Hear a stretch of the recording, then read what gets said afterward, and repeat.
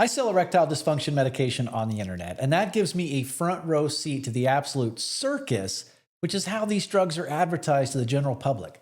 Today, I'm going to tell you about 3 quick but crazy ways that ED medications are advertised. And at the end of today's video, you're going to wonder, why is this even legal? All right, now first is what's known as a listicle. Look, this is Forbes.com, and the headline says Best ED Medications of 2026.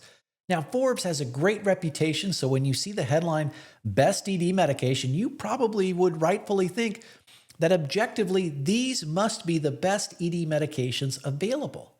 What you probably don't intuitively understand is that this is pay to play, that every company you see on that list has paid Forbes to be there, and the more you pay, the higher on the list you can be.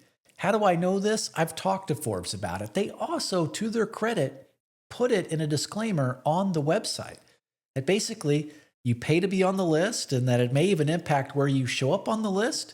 And also when you click something and make a purchase, Forbes gets more money. The point of this listicle is to create income for Forbes. But because it's Forbes and because the headline just says best ED meds, I think the general public probably thinks that that is the definitive list of what is the best ED medications, but it's not. It's a listicle. All right, now number 2 is affiliates, and this is where you have people potentially from all over the world selling your prescription medications for you. What do I mean by that? Well, look, this is my personal email, and you can see that I've gotten 5 emails from the same telehealth company just this month. And mind you, I didn't sign up for a single one of these emails. This is what feels to me like would be spam.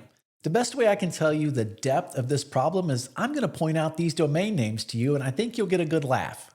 We have ecomshopifys.com, activewellnesscure.com, trendystoreonline.info, stronghealthcareplan.com, bagit and tagitfast.com, and my favorite, livehealvibehealthcare.com.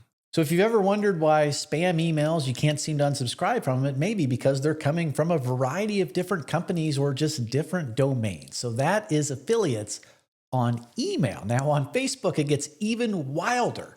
On Facebook, look at this one. And this is really common. This looks like a woman's account who happens to be promoting ED medication for some reason. But when you look at her account, it's clearly fake.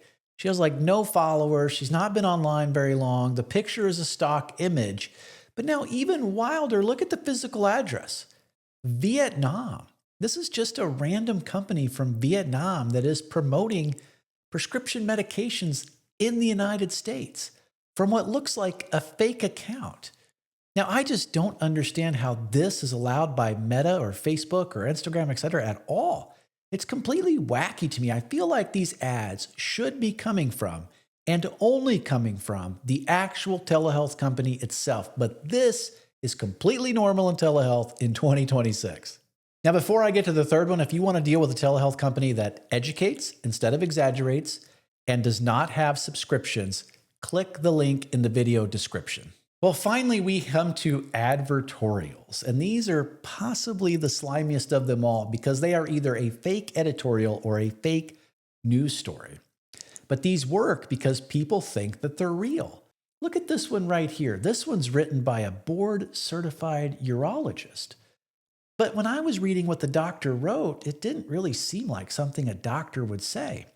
So I did a reverse image search on this doctor, and his picture is a stock image. So either this is a fake doctor advertising pharmaceuticals, or this doctor happens to sell his stock photo, his photo as a stock photo.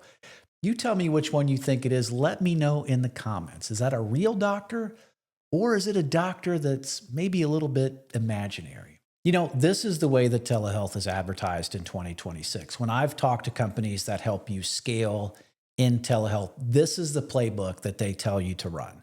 They literally tell you to do things like write a fake news article about your product and get it into XYZ publication.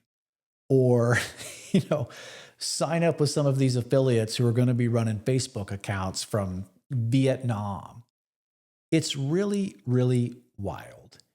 And when they tell me that, I say, I guess I'm just not going to scale then. I would not do that. I am not going to sell prescription medications in that way. What we do is have face to face conversations with really smart people, people who are honestly probably too smart to fall for an advertorial, and teach them things like this video right here, where we talk about what is a Blue Chew, what is a Rose Spark, what is a Hims, why are all of these companies suddenly selling compound medications. I think you're going to learn a lot. If you did learn something, please leave us a like and a comment. I would really appreciate it. Thank you so much, and we'll talk soon.